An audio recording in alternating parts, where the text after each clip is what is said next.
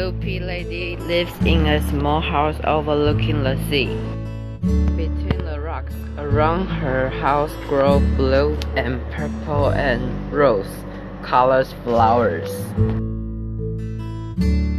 The Loopy lady is little and old in the past. She was a little girl named Alice who lived in a city by the sea. From the front stoop, she could see the wharves and the bristling masts of tall ships. Many years ago, her grandfather had come to America on a large sailing ship. Her father was an artist.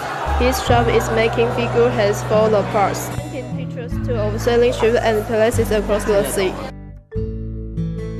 Alice sat on her grandfather's knee and listened to his stories for faraway places. Finished, Alice would say, "When I grow up, I too will go to faraway places, and when I grow old, I too will live beside the sea."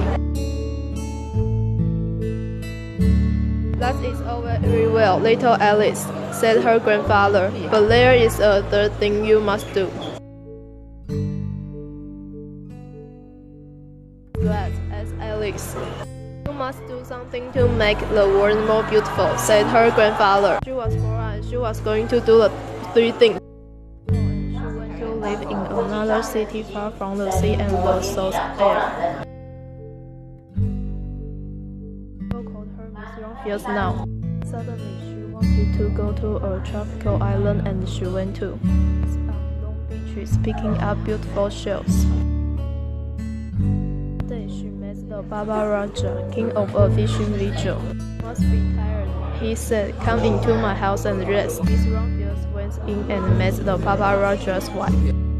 Baba Raja himself baked a green coconut and cut a slice of the top so that Miss Longfields could drink the coconut water inside.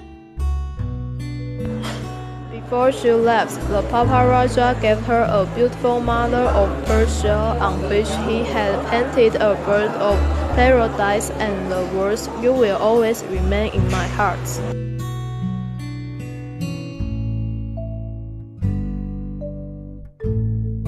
"You will always remain in mine too," said Miss Longfields.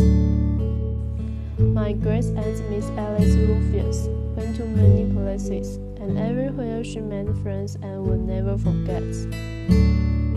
Finally, she came to the land of the lotus eaters, and there, getting off a camel, she hurt her back.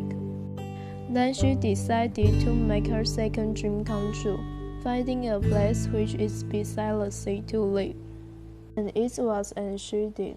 She started a little garden among the rocks that surrounded her house, and she planted a few flower seeds in the stony ground. Miss Longfields was almost perfectly happy. The next spring, Miss Longfields was not very well. Her back was bothering her again, and she had to stay in bed most of the time. The flowers she had planted the summer before had bloomed in spite of the stony ground. She could see them from her bedroom window, blue and purple and rose-colored. "Looping," said Miss Longfields with satisfaction.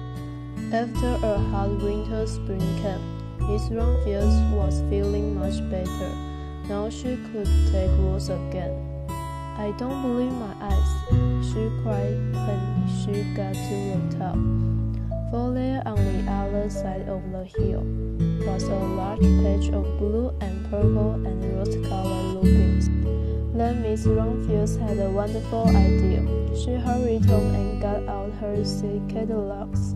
She sent off to the very best seed house for 5 bushels of lupin seed. All that summer, Miss Longfields wandered over fields and headlands sowing lupins. She scattered seeds along the highways and down the country lanes. She flung handfuls then around the schoolhouse and back of the church. Now, some people called her that crazy old lady. Files and high side were covered with blue and purple and rose-colored flowers. They bloomed along the highways and down the lanes, around the schoolhouse and back of the church. My grand-aunt Alice, Miss Rumphius, is very old now. Now they call her the Looping Lady. Often she tells us stories of faraway places. When I grow up, I tell her I too will go to faraway places and come home to live by the sea. But there is a third thing. You must do something to make the world alright, I say. But I do not know yet what that can be.